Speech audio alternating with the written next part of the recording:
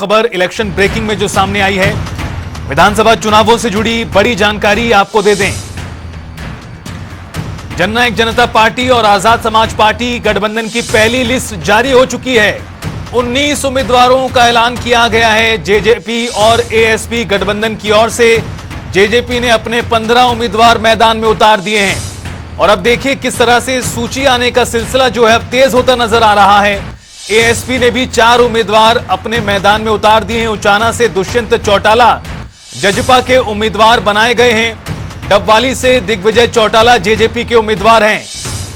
बड़ी खबर आपको बता दें, जुलाना से अमरजीत ढांडा एक बार फिर पार्टी के प्रत्याशी हैं और हमारे साथ हमारे वरिष्ठ सहयोगी पवन सिवर जुड़ चुके हैं ज्यादा जानकारी के लिए। पवन, जो सूची आने का सिलसिला है वो अब एक तरह से तेज होता नजर आ रहा है। जेजेपी और एएसपी अलायंस ने अपने उम्मीदवार उतार दिए हैं। किस तरह से पूरी सूची दिखाई दे रही है? बिल्कुल, देखिए, जननायक जनता पार्टी और आजाद समाज पार्टी का हरियाणा में इस बार गठबंधन 2024 के विधानसभा चुनाव के लिए हुआ है और जननायक जनता पार्टी और एएसपी गठबंधन ने आज 19 उम्मीदवारों की सूची जो है वो जारी की है। जल्द आधिकारिक तौर पर सूची जो है वो सभी के सामने होगी। इस सूची में जो नाम सामने आए हैं उसमें जननायक जनता पार्टी से उचाना से दुष्यंत चौटाला चुनाव लड़ेंगे। 2019 में भी दुष्यंत चौटाला उचाना से ही प्रत्याशी थे।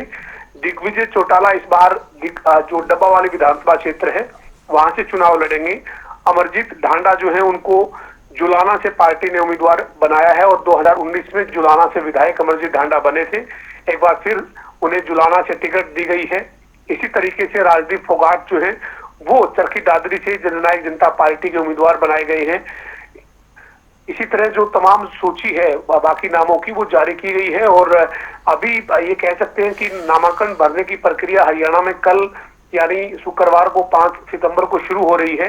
तो इस नामांकन की प्रक्रिया के शुरू होने से पहले तमाम राजनीतिक दलों की सूची है वो अब आना शुरू हो जाएगी और जननायक जनता पार्टी की सूची जो है वो सामने आई है।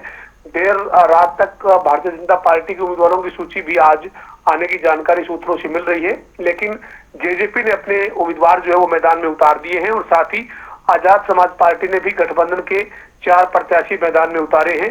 पहली सूची में 19 उम्मीदवार जो हैं वो मैदान में जेजेपी और एएसपी गठबंधन ने उतारे हैं। जी पवन, डबवाली से दिग्विजय चौटाला आज रोड शो भी निकालते नजर आए हैं। हुंकार उन्होंने भरी थी। उधर उचाना से दुष्यंत चौटाला लगातार लंबे समय से कहते आ रहे हैं वहीं से दोबारा से चुनाव लड़ेंगे और लगभग वैसा ही होता नजर भी आ रहा है। सूची में अमरजीत ढांडा का नाम भी वहीं से है, पुरानी सीट से।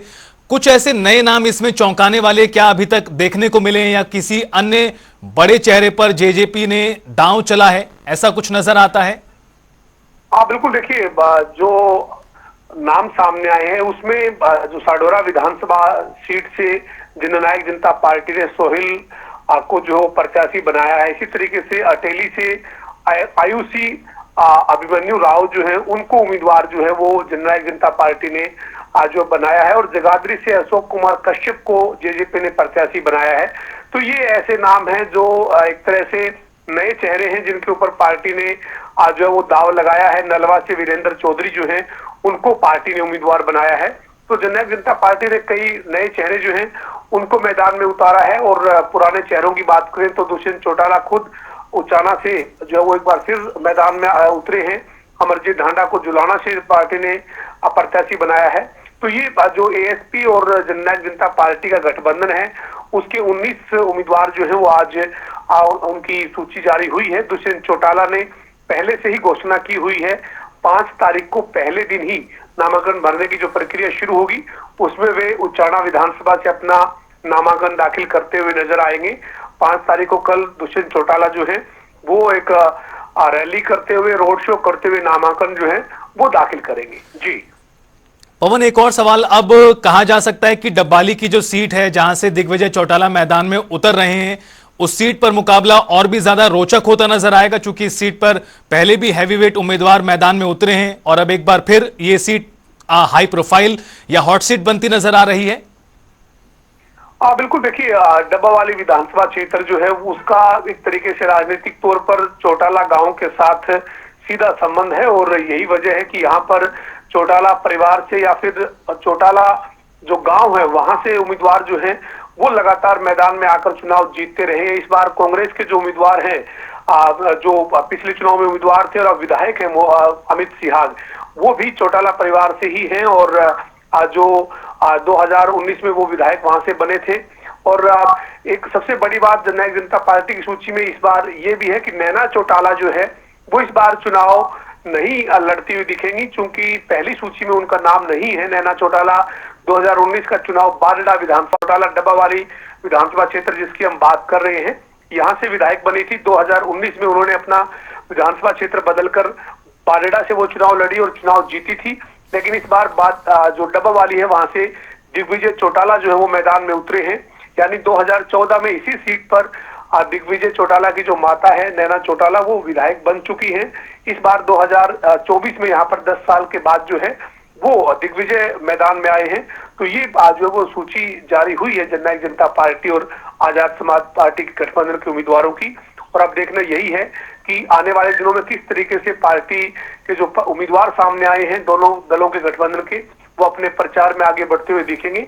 और बहरहाल इंतजार ये भी है कि बाकी जो राजनीतिक दल हैं उनकी सूचियां जो हैं वो अभी आना शुरू होगी और आज काफी उम्मीदवारों के मैदान में उतरने की सूचियों जारी होने की जानकारी मिल रही है।